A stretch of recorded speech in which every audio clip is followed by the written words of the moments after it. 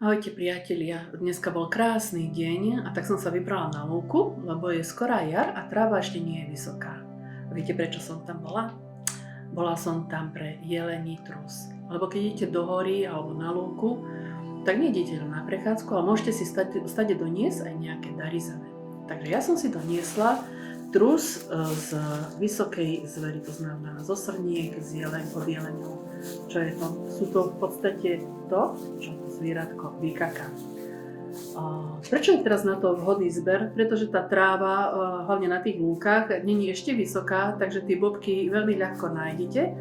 Zároveň niekoľko dní nepršalo, takže ten vetrík a slniečko ich krásne vysušilo. No a ako vidíte aj na videu, kde ich zberiam, tak sa dajú krásne pozberať. A na čo je to dobré? To ste zvedaví, no tak ja vám to poviem. Je to fantastické hnojivo pre naše bylinky, kvety a záhradku.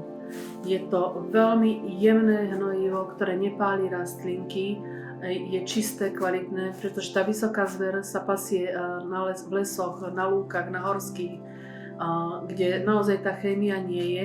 Zároveň je to prežúvavec, takže to, čo spapá v tej čistej prírode, niekoľkokrát prejde jeho zažívacím traktom a výsledok sú takéto krásne bobky, ktoré majú v sebe veľa dusičnanov a iných výživných látok vhodné pre naše rastlinky.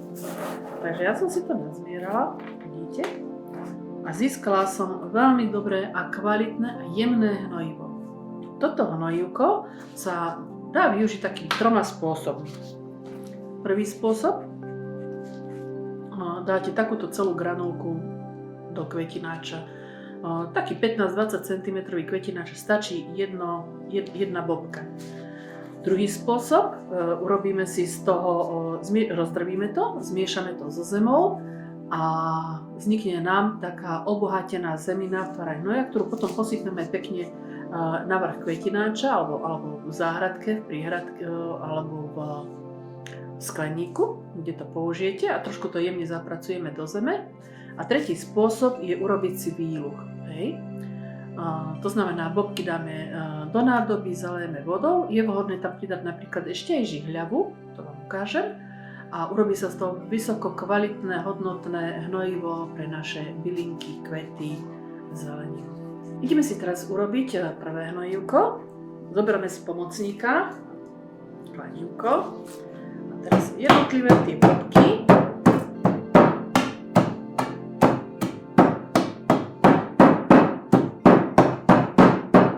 takto rozdrvíme.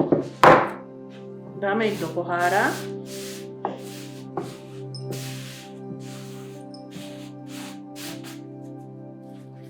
Pridáme k tomu prhľavu. Stačí ju aj takto natrhať. Zalejeme vodou. Ja si tam ešte trošku vody dolejem, nech je to zakryté. Premiešame, zavrieme a necháme stať. A zhruba o 24 hodín to už môžeme používať. Ja zalievam tak, že dám pol deci každý 3., 4. deň, aj pri tom polievaní nie veľa a dolievam to normálne čistou vodou podľa toho, že aká rastlinka alebo bylinka. Takže toto je prvý spôsob.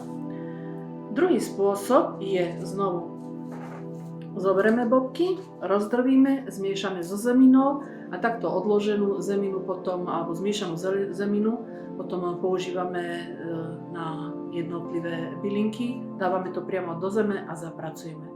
A tretí spôsob, ten je najjednoduchší, ukážem vám. Robím si jednu bobku, kvietok. Máme tu kvietok, krásna rúža, pekne. Zoberieme bobku a dáme ju na kraj črepníka, nie do stredu k korienkom, ale na kraj a zatlačíme ju jemne do zeme. A pri polievaní sa nám budú z tej bobky pomaličky uvoľňovať živiny. A ako sa nám taká rastlinka odďačí zdravým rastom, krásnymi, sviežými, zelenými listami, zdravou štruktúrou toho kvetu alebo bylinky, Vrajím, to hnojíko je veľmi jemné, nespalí vám tú bylinku, samozrejme musíte to dať primerane ako všetko a je čisté tej prírody, proste je tam taká tá recyklácia, že to, čo dávame do lesa, to sa nám potom zase z lesa tak nejak vráti. No a vedeli ste o tom, že takedy sa tieto bobky dokonca používali na výrobu mastí, na pokožku. Samozrejme v dnešných časoch to už nerobíme z hygienických dôvodov. Alebo sa zvykol takto usušený trus skladovať a používal sa hlavne na podpaľovanie ohňa. Bolo to také prírodný ekologický podpaľač. Tak a na záver, keď pôjdete teraz na jar na lúku a zbadáte bobky, kľudne si ich nazberajte, urobia vám radosť a úžitok. A ak sa vám toto videjko páčilo, tak dajte mi like alebo sa ešte niečo spýtajte a nezabúdajte odoberať, aby sa vám aj ďalšie novinky dostali k vám. Prajem vám